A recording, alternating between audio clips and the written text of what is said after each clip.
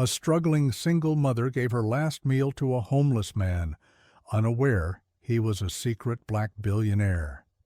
"Don't let Mom hurt us again," the little girl pleaded. What the black billionaire did next shocked all. The rain hammered down on the thin apartment window like 1,000 desperate fists, relentless and wild. Lightning flashed across the sky, illuminating for a split second the worn, threadbare armchair and the small, trembling form of Alara, who sat huddled within it before darkness swallowed the room whole. She was bone-weary. The biting cold of the room seemed to seep directly into her soul, a physical manifestation of the hollow ache that had become her constant companion since her husband, David, had been taken from her. She pulled the frayed edges of a thin blanket tighter around her shoulders, the fabric as fragile and worn as her own spirit. It was a useless gesture against the chill that came not from the weather, but from the stark reality of her life. One sick child, an eviction notice tucked under a magnet on the refrigerator, and exactly $17.42 to her name. Her daughter, Lily, coughed softly from the other room, a small brittle sound that splintered the heavy silence and sent a fresh wave of desperate fear through Alara's chest. The sound was a constant, agonizing reminder of the medicine she couldn't afford and the warmth she couldn't provide.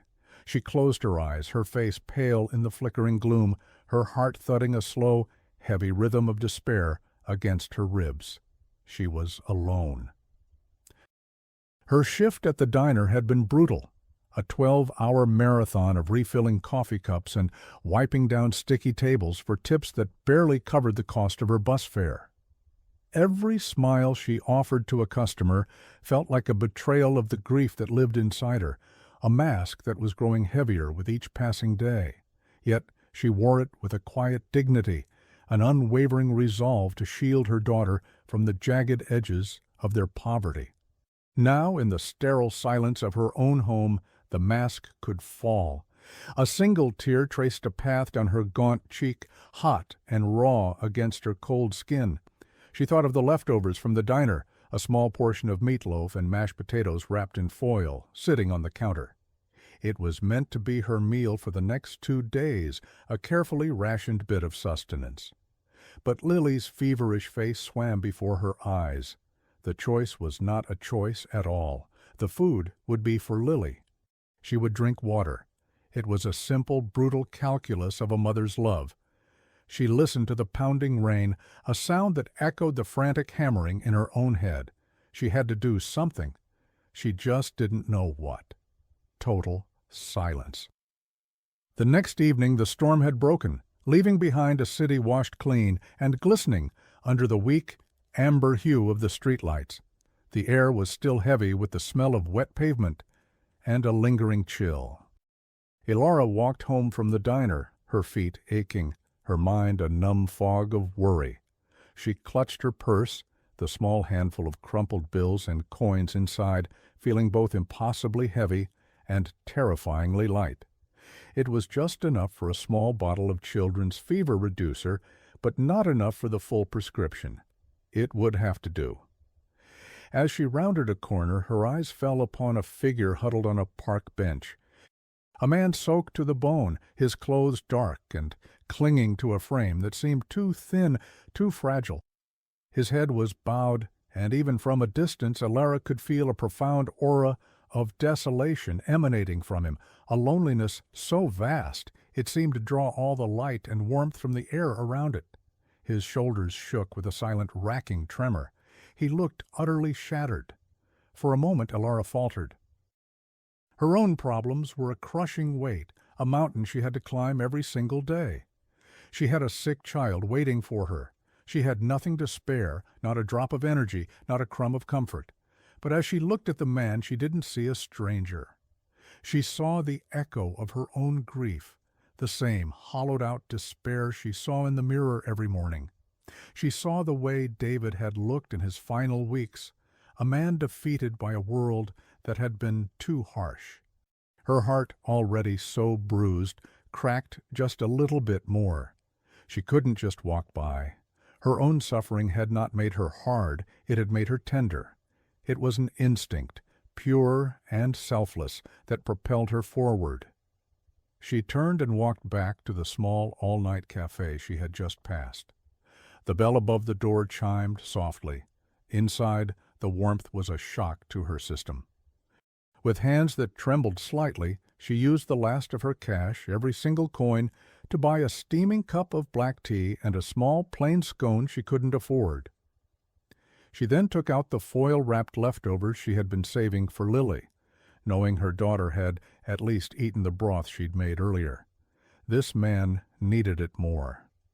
She approached the bench with quiet, steady steps. The man didn't look up as she drew near. He seemed lost in a world of his own making, a cavernous place of shadow and pain.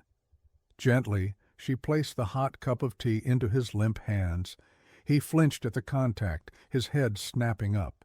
His eyes were the most haunted things Ilara had ever seen, deep pools of unspoken tragedy. They were the eyes of a man who had lost everything. She then placed the foil packet of leftovers and the scone on the bench beside him, along with her own worn but sturdy umbrella. She didn't say a word. There were no words for this kind of pain. There was only the simple, sacred act of giving. A quiet understanding passed between them in the soft hush of the evening. For a fleeting moment, he just stared at her, his expression a mixture of shock and raw disbelief. A flicker of something other than despair, ignited in the depths of his gaze. It was awe. He opened his mouth to speak, but his voice was a choked, broken thing.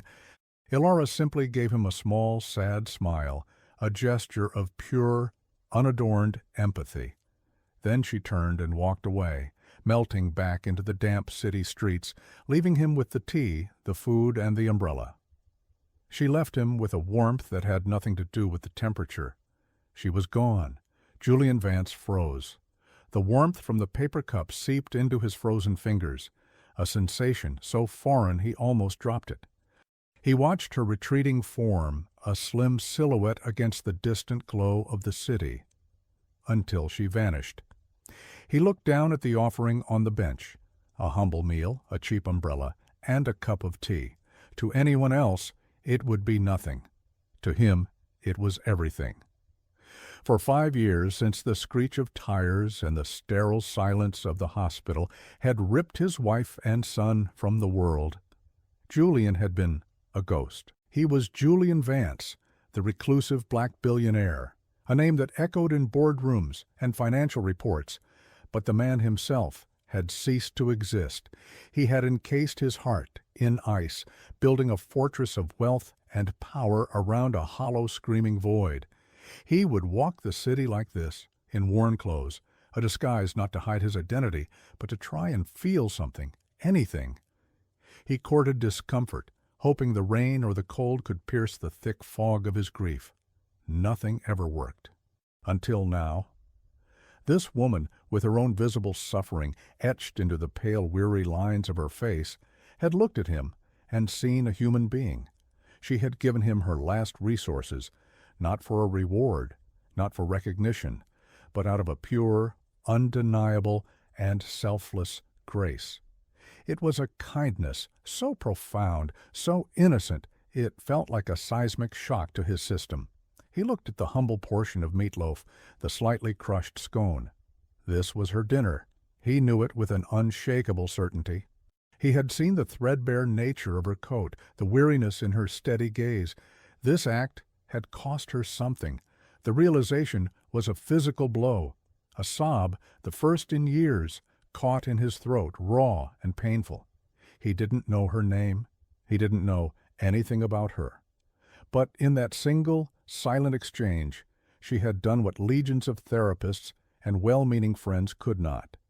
She had reached into the cavernous ruin of his heart and lit a single, flickering candle. A new purpose began to form amidst the wreckage of his grief. He would find her. He would not let this act of pure goodness be a fleeting moment in a transactional world. He would repay it, not with a simple check, but with the full, overwhelming force of his gratitude. He didn't know it yet, but this quiet, dignified woman had just saved him. His life had a mission again. He vowed he would protect her.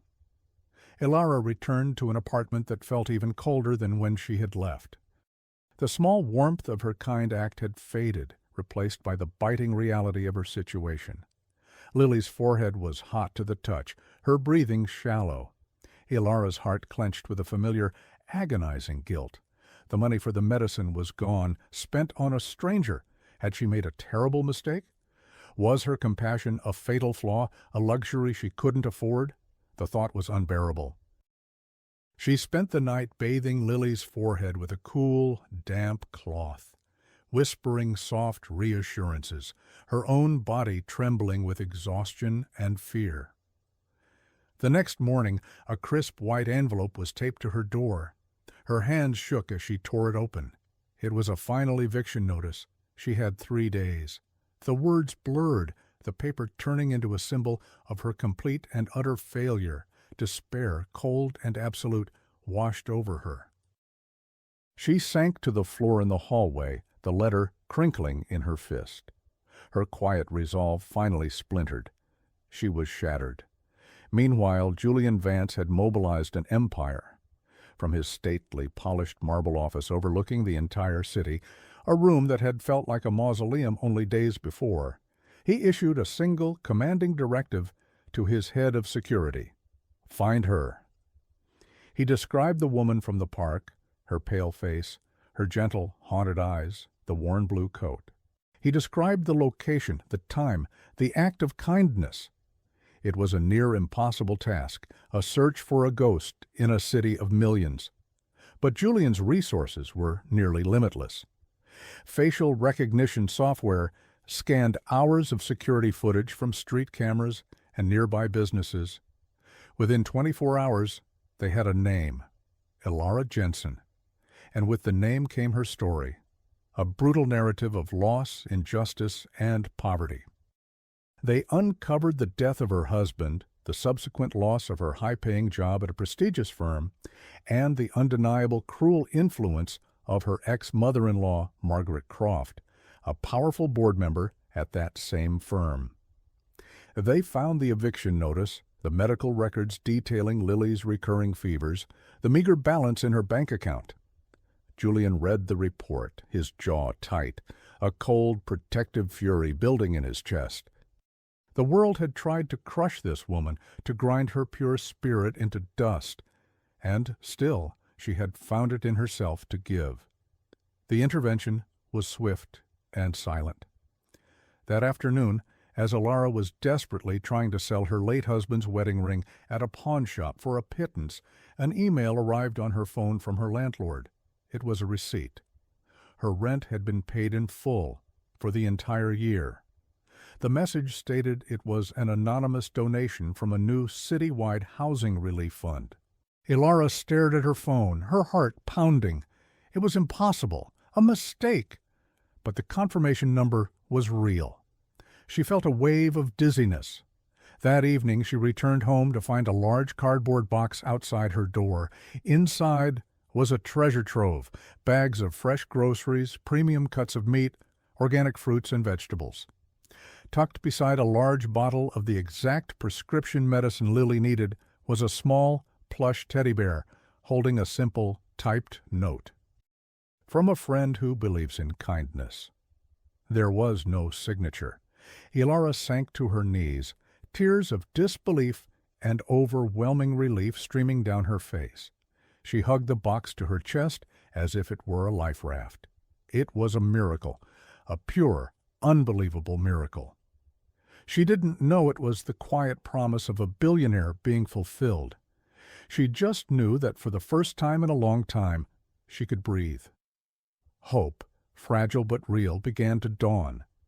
2 days later, another email arrived. It was a job offer, a position as a senior project coordinator at the Vance Philanthropy Foundation, a charitable organization renowned for its global impact. The salary listed was more than triple what she had ever made, even at her old firm. Elora stared at the screen, her mind reeling. She hadn't applied for this job. She had never even heard of this specific opening. The email stated that a recruitment consultant had recommended her based on her past work history, and that the Foundation's chairman, Mr. Vance, was personally overseeing the final candidates and wished to meet with her. It felt like a dream, too good to be true. A spark of suspicion warred with her desperation. But what choice did she have? She accepted the interview. She borrowed a professional-looking blouse from a neighbor and has spent hours preparing, her nerves a tangled mess of excitement and anxiety. This was a chance, a real chance, to rebuild her life, to give Lily the security she deserved. She walked into the gleaming, cavernous lobby of the Vance Foundation headquarters, a place of polished marble and sterile silence, feeling small and out of place. A polite assistant with an impeccable suit led her down a long hallway to a set of large oak doors. "Mr. Vance will see you now," the assistant said, her voice soft. The door clicked open. Elora stepped inside. The office was vast, with a floor-to-ceiling window offering a commanding view of the city skyline. Behind a large, ornate desk sat a man. He stood up as she entered, and the breath caught in her throat. Her heart thudded wildly. It was him, the man from the park bench. But he was transformed. The worn, soaked clothes were replaced by a crisp, impeccably tailored suit that spoke of undeniable power and wealth. The haunted, gaunt look was gone, replaced by a calm, steady intensity. His eyes, though, were the same. They held the same depth, the same echo of a past tragedy, but now they also held a quiet strength and a profound, unwavering focus as they looked at her. He was no longer shattered. He was commanding. "Mrs. Jensen," he said, his voice a deep, smooth baritone. "Please have a seat. My name is Julian Vance." Elora could only stare, her mind struggling to connect the broken man on the bench with the powerful billionaire standing before her. She sank into the chair opposite him, her hands clenched in her lap. He froze. "You," she whispered, the single word full of disbelief and confusion. A gentle, almost sad smile touched Julian's lips. "Yes," he said softly. "It's me." He didn't try to deny it or explain it away. He let the truth sit in the quiet space between them. "I imagine you have questions." Elora's mind was a whirlwind. The rent, the groceries, the medicine, this job offer. It was all him. "Why?" she asked, her voice trembling. "The things that happened, the anonymous help, that was you?" He nodded, his gaze never leaving hers. "I told you my name is Julian Vance. What I didn't say is that I owe you a debt I can never truly repay. You found me at a time when I was lost. More lost than I thought it was possible for a person to be." He leaned forward, his posture earnest, his power melting away to reveal the man beneath. "You performed an act of selfless, pure kindness for a stranger, at your own expense. You had no reason to, and every reason not to. In a world that has become so transactional, your sincerity, it was a light in a very dark place. It reminded me that there is still good in this world. It reminded me how to be human again." He paused, the silence in the cavernous office thick with unspoken emotion. "I had my team look into your circumstances. When I learned of your struggles, of the injustice you faced, I couldn't stand by and do nothing. The job offer is real, Elora. You are more than qualified. But I will not lie. I created the opening for you. I wanted you to have the security you deserve. I wanted to give back a fraction of the hope that you gave to me." They sat there for a long time, not as a billionaire and a job applicant, but as two souls connected by a moment of shared humanity. The pretense of the interview vanished. He asked about Lily, and Elora found herself speaking about her daughter with a warmth and love that filled the sterile room. Then, in a moment of quiet vulnerability, he began to speak. He told her about his wife, Amelia, and his son, Leo. He spoke of their laughter, of the car accident on a rainy night 5 years ago, of the deafening silence that followed. His voice didn't crack, but his eyes glistened with a raw, unguarded grief. It was a confession, laid bare with a trust she hadn't earned but that he gave freely. He was sharing his sacred wound. Elara listened, her heart aching for him. She didn't offer empty platitudes or say she understood. She simply listened, her gaze steady and unwavering, giving him the gift of being truly seen. When he finished, a heavy silence fell. Instead of speaking, Elara found herself saying, "I lost my David to a sudden illness. He was an artist. He saw beauty everywhere. When he was gone, all the color drained from the world." She spoke of her own grief, the loneliness, the fear for Lily. In that shared space their two tragedies met, not to compete, but to create a bond forged in the fires of loss. It was a profound, cathartic connection. Finally, Julian stood and walked to the window, looking out over the city. "The world took everything from me, Elara," he said, his back to her. "And then, on the worst night, it sent me you. I believe this foundation does good work. I believe you could help us do even more." He turned back to her. "The job is yours, if you want it." She took a deep breath, a sense of hope blooming in her chest, bright and undeniable. "I do," she said. Her voice was steady. Months passed. Elara thrived at the Vance Foundation, the quiet, dignified strength that had seen her through her darkest days translated into a formidable competence and a deep, empathetic understanding of the people the foundation aimed to help. She was no longer just an employee. She had become Julian's most trusted advisor, his confidant. The professional boundary between them slowly, gently, began to dissolve, replaced by a tender, unspoken affection. Julian became a quiet presence in her and Lily's life. He would bring by rare books for Elara, or a special toy for Lily, always under the guise of a friendly gesture.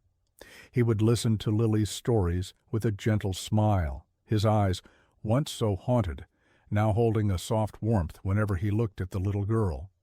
For Elara, seeing him with Lily was a tender ache in her chest. He was filling a void she hadn't even realized was still so gaping. One evening, Lily, who had grown to adore the kind, quiet man, drew a picture.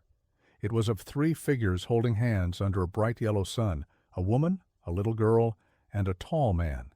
She gave it to Julian. He stared at it for a long moment, his throat tight. He looked at Elara, and in his eyes she saw the question he was too afraid to ask. A future, a family. It was a possibility that shimmered between them, fragile and sacred. The Foundation's annual charity gala was the social event of the season, a glittering affair held in a massive, ornate ballroom. Elara, in a simple but elegant dark blue dress that Julian had insisted on buying for her, felt a world away from the desperate woman in the threadbare coat. She moved through the crowd with a newfound confidence, her work giving her a purpose that radiated from her. Julian was at her side, a commanding yet gentle presence. He was introducing her to major donors, speaking of her contributions with a pride that made her cheeks flush. Lily was with a trusted sitter in a quiet suite upstairs, excited to be in a castle. The evening felt perfect, a culmination of her miraculous turnaround. But then she saw her. Margaret Croft, her ex-mother-in-law, stood across the room, a glass of champagne in her hand, her face a mask of cold fury. Their eyes met, and Margaret's lips twisted into a cruel sneer. She began to walk towards them, a predator closing in on her prey. Elara froze. The warmth of the evening vanished, replaced by a biting cold. Margaret stopped directly in front of them, her voice loud enough for the surrounding guests to turn and listen. "Well, well," she hissed, her eyes raking over Elara with contempt.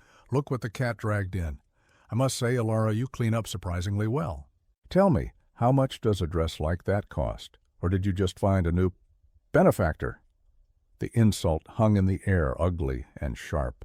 A hush fell over their corner of the ballroom.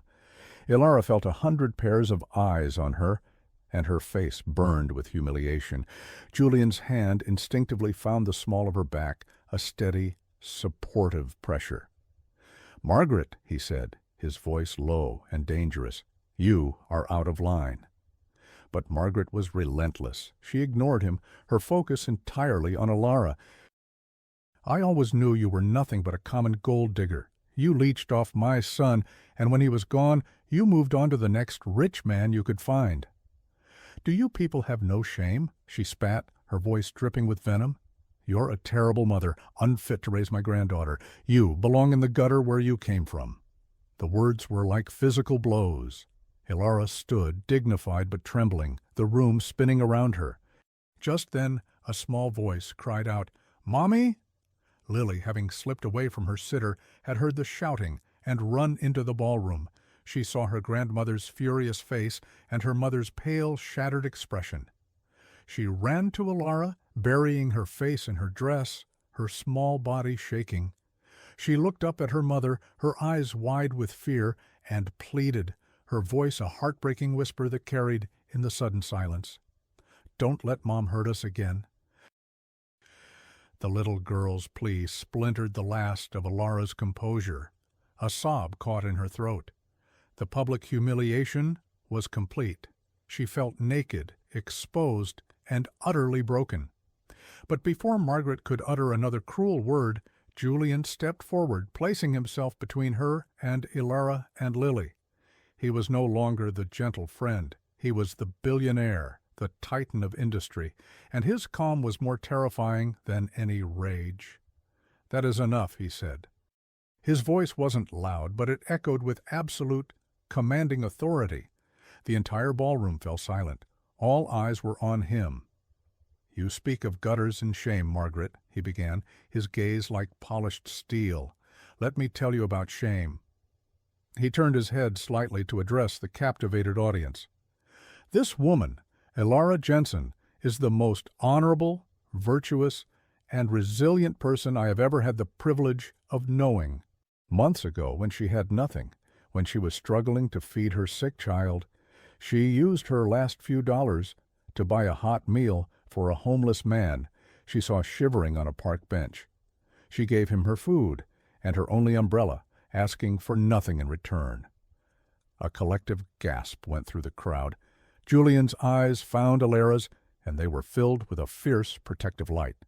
"I know this because I was that man." The shock was seismic. Margaret's face went white. "As it happens," Julian continued, his voice dropping to a dangerously quiet level, "I am the sole benefactor and chairman of this foundation, this entire foundation. Every dollar you have donated, Margaret, has been to an organization I own and operate, and I am telling you now, in front of everyone, that your presence here is no longer welcome. Your donations will be returned. We do not associate with people of your character." He then knelt down, so he was eye level with the trembling Lily. He smiled gently. "No one will ever hurt your mommy again," he said softly. "I promise." He then stood, drawing Ilara and Lily into the protective circle of his arm. He looked directly at the speechless, humiliated Margaret. "Ilara Jensen is not just an employee. She is my partner, and she is the future of this foundation." He had not just defended her, he had saved her. In the aftermath of the gala, the world shifted. Margaret Croft vanished from the city's social scene, her reputation shattered beyond repair. Julian, true to his word, had his legal team erect an unbreachable wall of protection around Ilara and Lily, ensuring Margaret could never interfere in their lives again. But the public salvation was only the beginning. Later that week, in the quiet, gentle warmth of Ilara's living room, long after Lily was asleep, Julian finally said the words that had been shimmering between them for months.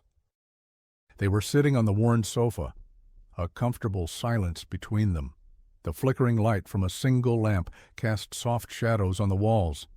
"Ilara," he began, his voice thick with an emotion he no longer tried to hide, When I met you, I was a ghost. I was just waiting for my life to be over. You brought me back. You showed me how to feel again, how to hope again." He took her hand, his touch both tender and sure. "My love for Amelia and Leo will always be a part of me, a sacred part of my past. But you, Elara, you are my future, you and Lily." His eyes, so full of raw, honest vulnerability, searched hers. "I love you. I love the strength in you, the goodness in you. I love the mother you are and the woman you are." Tears glistened in Elara's eyes, not tears of sorrow or fear, but of profound, cathartic joy. The hollow ache in her chest, the one that had been her companion for so long, was finally completely filled with a warm golden glow. "I love you too, Julian," she whispered, her voice cracking. He leaned in and kissed her, a kiss that was not about passion, but about promise. It was a kiss of homecoming, of two broken halves becoming whole. It was the undeniable seal on their new beginning. They were safe. They were loved. They were home.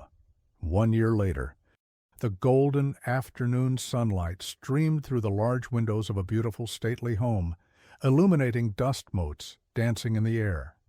The sound of a child's happy laughter echoed from the lush green garden outside. Elara stood by the window, a soft smile on her face, her hand resting on the gentle swell of her stomach. She watched as Julian pushed a giggling Lily on a swing, his own face alight with a joy so pure it seemed to radiate from him. "Higher, Dad! Higher!" Lily squealed, the word "Dad" as natural and easy as breathing. Julian's quiet chuckle carried on the breeze, a sound that had become the constant, happy music of their lives. The worn, threadbare blanket from her old apartment was now neatly folded at the foot of their bed, not as a reminder of hardship, but as a sacred symbol of how far they had come. The memory of the cold, the rain, the desperation felt like a story from another lifetime. Julian caught her eye from the garden, and his smile widened. It was a look of such profound love and gratitude that it still made her heart skip a beat. He had not just saved her from poverty, he had healed her soul, and she, in turn, had not just reawakened his heart. She had given him a new one, a heart that beat for his new family. Their love was a quiet, steady fortress, built not on a foundation of wealth, but on a single, selfless act of kindness on a cold, rainy night. It was a testament to the enduring power of a pure heart. They had found their happily ever after. This story is a testament to the idea that the purest acts of kindness are those performed with no expectation of reward.